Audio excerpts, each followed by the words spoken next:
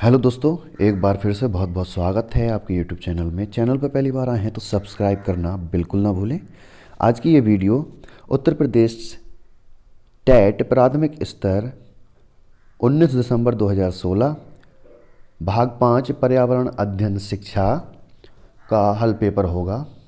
कृपया वीडियो को पूरा देखें। चलिए जल्दी से जल्दी शुरू करते हैं। प्रश्न नंबर 121, शिक्षक की सबसे बहुमूल्य निधि है उसकी, अर्थात इनमें से कौन शिक्षक की सबसे बहुमूल्य निधि है? सही उत्तर होगा ऑप्शन नंबर डी, छात्रों का विश्वास।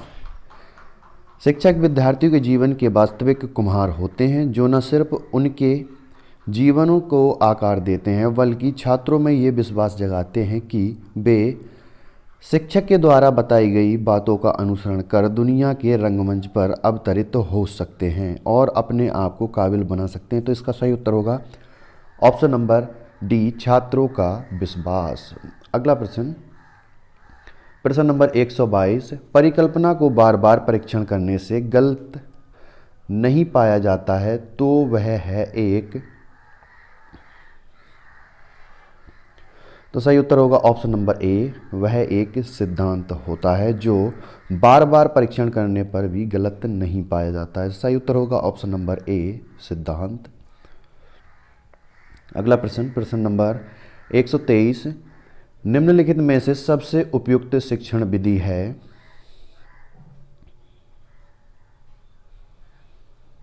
तो इसका सही उत्तर होगा ऑप्शन नंबर सी, विचार गोष्ठी एवं कार्य योजना। विचार गोष्ठी एवं कार्य योजना शिक्षण विधि की सबसे उपयुक्त विधि है। इस शिक्षण विधि में छात्र परस्पर विचारों का आदान प्रदान करके अपने ज्ञान की वृद्धि करते हैं। ये विधि शिक्षा के कृत्रिम वातावरण को समाप्त करने तथा शिक्षा को जीवन से संबंध स्थापित करने हेतु महत्वपूर्ण है। तो सही उत्तर होगा ऑप्शन नंबर सी, विचार गोष्ठी एवं कार्य योजना। अगला प्रश्न, प्रश्न नंबर 124, निम्नलिखित में से कौन सी ग्रीन हाउस गैस नहीं है, अर्थात इनमें से कौन सी ग्रीन हाउस गैस नहीं है? सही उत्तर होगा option number C, helium. Greenhouse gas ग्रह के वातावरण या जलवायु में परिवर्तन और अंततः भूमंडलीय ऊष्मीकरण के लिए उत्तरदायी होते हैं। इनमें सबसे ज़्यादा उत्सर्जन कार्बन डाइऑक्साइड, नाइट्रस ऑक्साइड और मेथेन ऑक्साइड, क्लोरोफ्लोरोकार्बन, जलवाष्प, ओजोन आदि करती हैं। इन गैसों का उत्सर्जन आम प्रयोग के उपकरण, वातानुकूलित फ्रिज, कंप्यूटर, स्कूटर, कार आदि से होता है। Helium gas green house gas नहीं है, यह एक निष्क्रिय या नोबल गैस है। तो इसका सही उत्तर होगा ऑप्शन नंबर सी, हीलियम। अगला प्रश्न, प्रश्न नंबर 125, ध्वनि प्रदूषण का मापन किस इकाई द्वारा किया जाता है?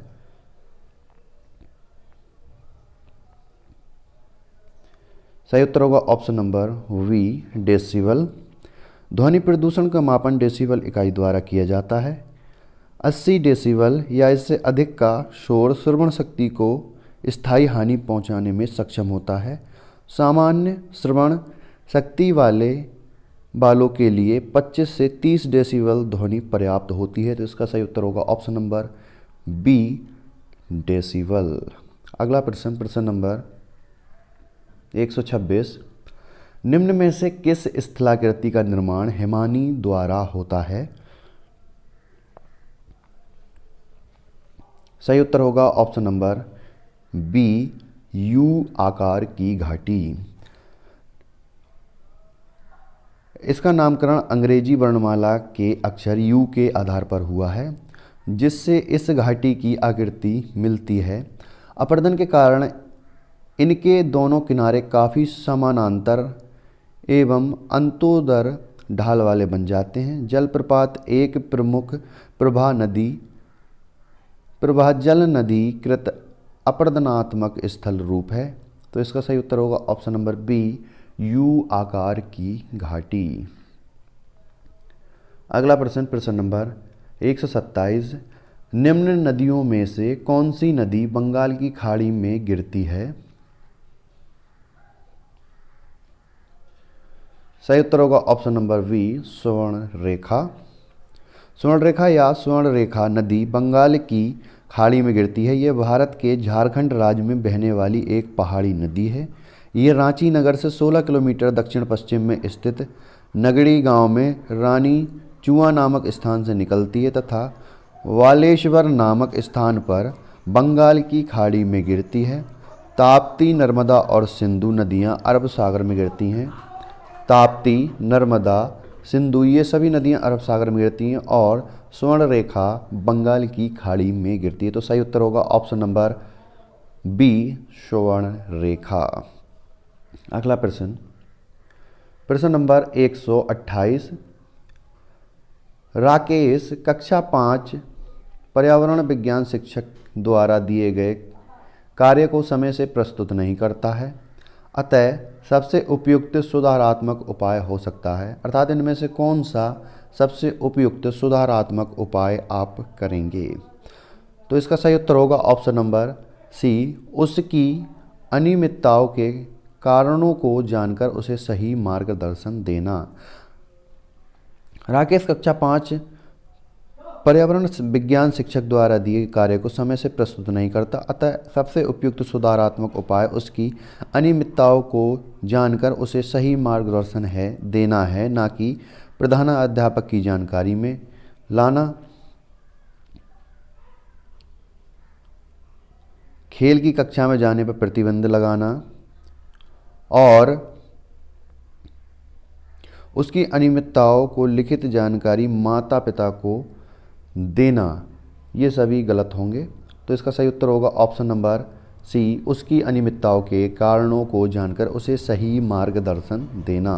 बढ़ते हैं अगले प्रश्न की ओर। प्रश्न नंबर 129। मध्य प्रदेश में कौन सा शहर झीलों का शहर कहलाता है? सही उत्तर होगा ऑप्शन नंबर ए, भोपाल।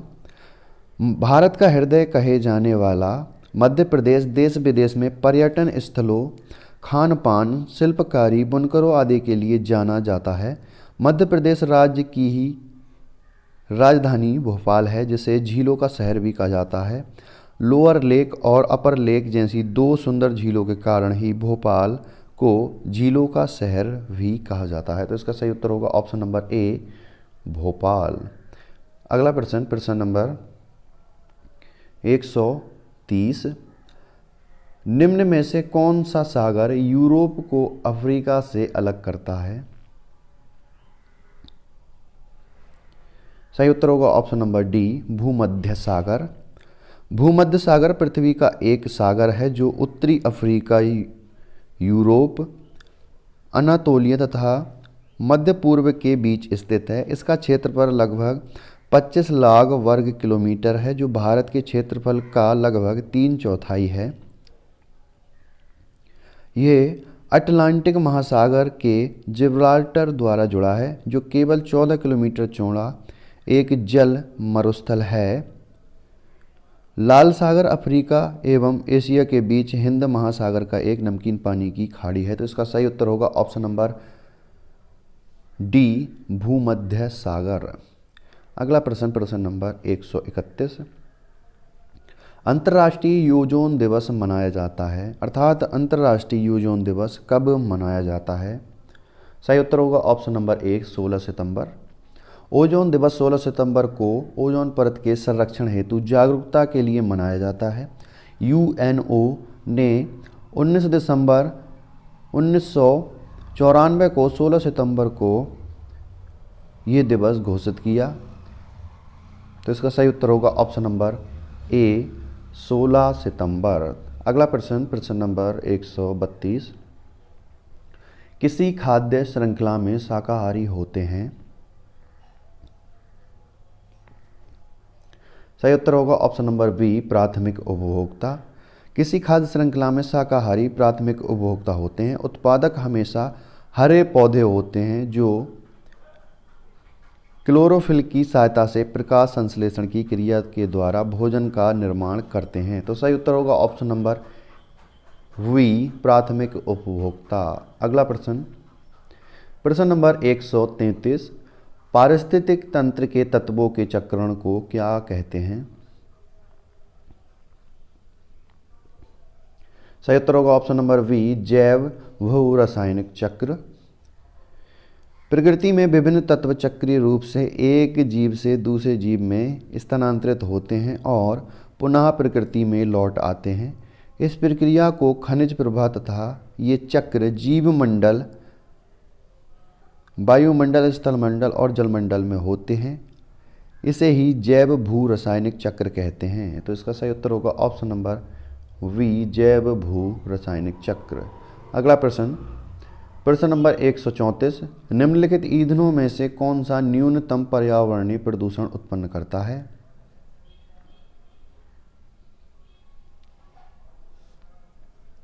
सही उत्तर होगा ऑप्शन नंबर सी, हाइड्रोजन। इन ईंधनों में हाइड्रोजन न्यूनतम पर्यावरणीय प्रदूषण उत्पन्न करता है, जबकि डीजल, पेट्रोल और कोयला के जलने से हानिकारक गैसें निकलती हैं। तो इसका सही उत्तर होगा ऑप्शन नंबर सी, हाइड्रोजन। अगला प्रश्न, प्रश्न नंबर 135, संकटाग्रस्त जंतु दैत्याकार पांडा पाया जाता है, अर्थात ये कहाँ पाया जाता है? सही उत्तर होगा ऑप्शन नंबर सी, चीन में। संकटग्रस्त जंतु दैत्याकार पांडा चीन में पाया जाता है। पांडा को चीनी भाषा में झुयांगामाओ या विशालकाय बिल्ली भालू कहते हैं। ये चीन के वांस के जंगल और तिब्बत के हिमालय पर्वत के ढलानों के पेड़ों पर रहते हैं। आज पांडा विश्व वन्यजीव कोष के द्वारा अंतर्राष्ट्रीय स्तर पर संरक्षित प्रजाति में से एक है। तो सही उत्तर होगा ऑप्शन नंबर सी, चीन में। अगला प्रश्न, प्रश्न नंबर 136, निम्नलिखित किस गैस के कारण भोपाल गैस त्रासदी हुई? सही उत्तर होगा option number D, methyl isocyanate. Methyl isocyanate Bharat के मध्य प्रदेश राज्य के भोपाल शहर में 3 दिसंबर सन 1984 को एक भयानक औद्योगिक दुर्घटना हुई, जिसे भोपाल गैस कांड या भोपाल गैस त्रासदी के नाम से जाना जाता है। भोपाल स्थित यूनियन कार्बाइड नामक कंपनी के कारखाने से एक जहरीली गैस का रिसाव हुआ, जिससे लगभग 15,000 से अधिक लोगों की जान चली गई तथा बहुत सारे लोग अपंगता से लेकर अंधेपन के भी शिकार हुए। तो सही उत्तर होगा option number D, methyl isocyanate. अगला प्रश्न, प्रश्न नंबर 137, किस देश में क्रिसमस का त्यौहार गर्मियों में मनाया जाता है? सही उत्तर होगा option number C, Australia. Australia में क्रिसमस का त्यौहार 25 दिसंबर में मनाया जाता है।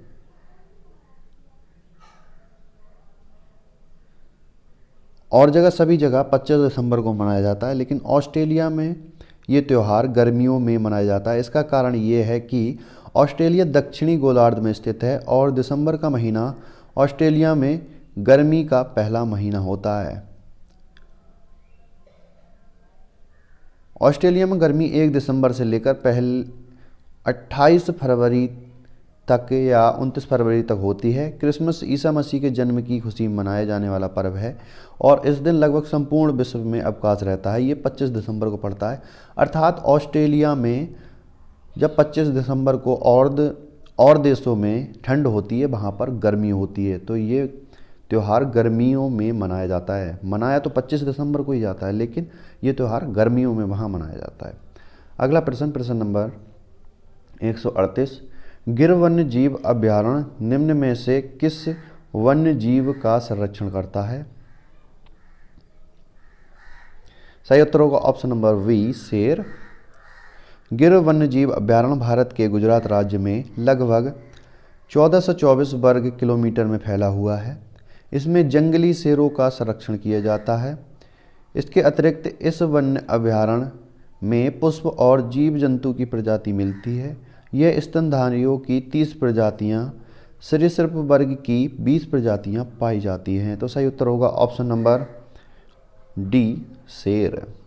अगला प्रश्न, प्रश्न नंबर 139, निम्न में से कौन सी प्राकृतिक वनस्पति मरुस्थलीय प्रदेश में पाई जाती है? मरुस्थलीय प्रदेशों में पाई जाने वाली कौन सी प्राकृतिक वनस्पति है? तो सही उत्तर होगा option number B, cactus. Cactus मरुस्थलीय प्रदेश में पाई जाने वाली एक प्राकृतिक वनस्पति है। ये सपुष्पक वनस्पतियों का एक जैव वैज्ञानिक कुल है जो अपने मोटे फूले हुए तनों में पानी बटोरकर शुष्क व रेगिस्तानी परिस्थितियों में जीवित रहते हैं। सही उत्तर होगा ऑप्शन नंबर बी, कैक्टस। अगला प्रश्न, प्रश्न नंबर 140, ग्रीन मफलर संबंधित है, अर्थात ग्रीन मफलर किससे संबंधित है?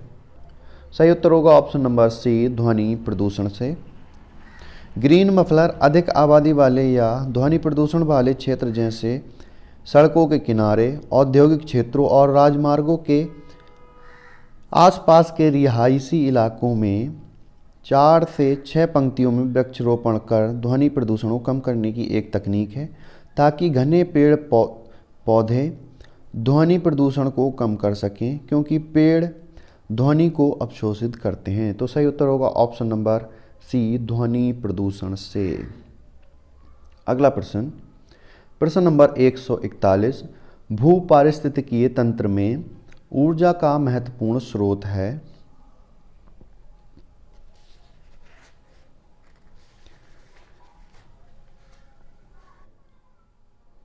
ऑप्शन नंबर ए, सूर्य। भूपारिस्थितिकी तंत्र में ऊर्जा का महत्वपूर्ण स्रोत सूर्य है। सूर्य ऊर्जा का सर्वाधिक व्यापक एवं अपरिमित स्रोत है। अगला प्रश्न, प्रश्न नंबर 142, टाइटन किस ग्रह का प्राकृतिक उपग्रह है? सही उत्तर होगा ऑप्शन नंबर सी, शनि। सौरमंडल में शनि आकार में दूसरा सबसे बड़ा ग्रह है। शनि के 62 उपग्रह हैं। टाइटन शनि का सबसे बड़ा उपग्रह है। शनि के अन्य उपग्रह मीमांसा, एनसीलाडू, टेथिस, डियोन, रिया, हाइपेरियन, इपापेट्स और फोवे हैं। तो इसका सही उत्तर होगा ऑप्शन नंबर सी, शनि। अगले प्रश्न की ओर चलते हैं। प्रश्न नंबर 143, निम्नलिखित में से कौन सी बायोडीजल की फसल है? सही उत्तर होगा option number B, jatropha. Jatropha biodiesel की फसल है। ये भारत, अफ्रीका, उत्तर अमेरिका और कैरेबियन जैसे ट्रॉपिकल क्षेत्रों में उत्पन्न होते हैं। ये एक बड़ा पादप है जो झाड़ियों के रूप में अर्ध शुष्क क्षेत्रों में उगता है। इस पादप से प्राप्त होने वाले बीजों से 25 से 30% तक तेल निकाला जा सकता है। तो सही उत्तर होगा ऑप्शन नंबर वी, जेट्रोफा। अगला प्रश्न, प्रश्न नंबर 144, पर्यावरण संरक्षण अधिनियम किस वर्ष पारित हुआ था? सही उत्तर होगा ऑप्शन नंबर बी, 1986। संयुक्त राष्ट्र का प्रथम मानव पर्यावरण सम्मेलन 25 जून 1972 में स्टॉकहोम में संपन्न हुआ। इसी से प्रभावित होकर भारत ने पर्यावरण के संरक्षण के लिए पर्यावरण संरक्षण अधिनियम 1986 पास किया। तो सही उत्तर होगा ऑप्शन नंबर वी, 1986। अगला प्रश्न, प्रश्न नंबर 145, भूमंडलीय तापन का कारण है? सही उत्तर होगा option number B, carbon dioxide में वृद्धि। भूमंडलीय तापन, ग्लोबल वार्मिंग का मुख्य कारण कार्बन डाइऑक्साइड की मात्रा में वृद्धि है। धरती पर विनाशक गैस के बढ़ने के मुख्य वजह जीवाश्म ईंधन जैसे कोयला, तेल का अत्यधिक इस्तेमाल और जंगलों की कटाई आदि है। तो इसका सही उत्तर होगा option number B, carbon dioxide में वृद्धि। अगला प्रश्न, प्रश्न नंबर 146, निम्नलिखित में से किसमें सर्वाधिक जैव विविधता पाई जाती है? सही उत्तर होगा ऑप्शन नंबर बी, उष्णकटिबंधीय सदाबहार वर्षा वन वायु। निम्नलिखित में से उष्णकटिबंधीय सदाबहार वन वर्षा वायु में सर्वाधिक जैव विविधता पाई जाती है। ये वन ऐसे वन क्षेत्र हैं जो भूमध्य रेखा के दक्षिण या उत्तर में लगभग 28 डिग्री के भीतर पाए जाते हैं। ये एशिया, ऑस्ट्रेलिया, अफ्रीका, दक्षिण अमेरिका और मध्य अमेरिका और प्रशांत द्वीपों पर पाए जाते हैं। विश्व वन्य जीव निधि के बायोम वर्गीकरण के भीतर उष्णकटिबंधीय सदाबहार वन को उष्णकटिबंधीय वर्षा वन का एक प्रकार माना जाता है और उन्हें विषुवतीय सदाबहार तराई वन के रूप में निर्दिष्ट किया जाता है। तो सही उत्तर होगा ऑप्शन नंबर बी, उष्णकटिबंधीय सदाबहार वर्षा वन वायोम। अगला प्रश्न, प्रश्न नंबर 147। निम्नलिखित में से किस मृदा का निर्माण लावा द्वारा होता है? सही उत्तर होगा ऑप्शन नंबर बी, काली मिट्टी। काली मिट्टी का निर्माण ज्वालामुखी से निकलने वाले लावा से होता है। भारत में ये लगभग 5 लाख वर्ग किलोमीटर में फैली है। महाराष्ट्र में इस मिट्टी का सबसे अधिक विस्तार है। इस मिट्टी में चूना, पोटास, मैग्नीशियम, एल्यूमिना और लोहा पर्याप्त मात्रा में पाया जाता है। ये बहुत ही उपजाऊ और कपास के लिए प्रसिद्ध मानी जाती है, तो इसलिए इसे काली मिट्टी कहा जाता है। तो इसका सही उत्तर होगा ऑप्शन नंबर बी, काली मिट्टी। अगला प्रश्न, प्रश्न नंबर 148। वायुमंडल की कौन सी परत प्रकाश की परावैंगनी किरणों को पृथ्वी की सतह पर आने से रोकती है? सही उत्तर होगा ऑप्शन नंबर ए, समताप मंडल। समताप मंडल प्रकाश की परावैंगनी किरणों को पृथ्वी की सतह पर आने से रोकती है। इसे ओजोन मंडल के नाम से भी जाना जाता है। ये परत सूर्य के उच्च आवृत्ति के परावैंगनी प्रकाश की 93.99% मात्रा अवशोषित कर लेती है। तो इसका सही उत्तर होगा ऑप्शन नंबर ए, समताप मंडल। अगला प्रश्न, प्रश्न नंबर 149। गंगा एक्शन प्लान को लाने का उद्देश्य निम्नलिखित में से किस सुधार हेतु है? सही उत्तर होगा ऑप्शन नंबर ए, जल की गुणवत्ता। गंगा एक्शन प्लान को लाने का उद्देश्य जल की गुणवत्ता में सुधार करना है। नदी में प्रदूषण भार को कम करने के लिए 1985 ईस्वी में श्री राजीव गांधी द्वारा गंगा कार्य योजना गैप GAP का शुभारंभ किया गया। कार्यक्रम खूब धूमधाम से शुरू किया गया था, लेकिन ये 15 वर्ष की अवधि में 901.71 करोड़ रुपए व्यय करने के बाद भी नदी में प्रदूषण का स्तर कम करने में विफल रहा। तो सही उत्तर होगा ऑप्शन नंबर ए, जल की गुणवत्ता। बढ़ते हैं अगली प्रश्न की ओर। प्रश्न नंबर 150। निम्नलिखित में कौन सा वृक्ष जैविक कीटनाशक का उत्पादक है? सही उत्तर होगा ऑप्शन नंबर ए, नीम। नीम का वृक्ष जैविक कीटनाशक का उत्पादक है। नीम भारतीय मूल का एक पूर्ण पतझड़ वृक्ष है। इसका वानस्पतिक नाम एडजारिकेटा इंडिया है। नीम की पत्तियां चबाने से रक्त शोधन होता है और त्वचा विकार रहित और कांतिवान होती है। इसके अतिरिक्त नीम की छाल का लेप सभी प्रकार के चर्म रोगों और घावों के निवारण में सहायक है। तो सही उत्तर होगा option number A, Neem. Thanks for watching and subscribe my channel.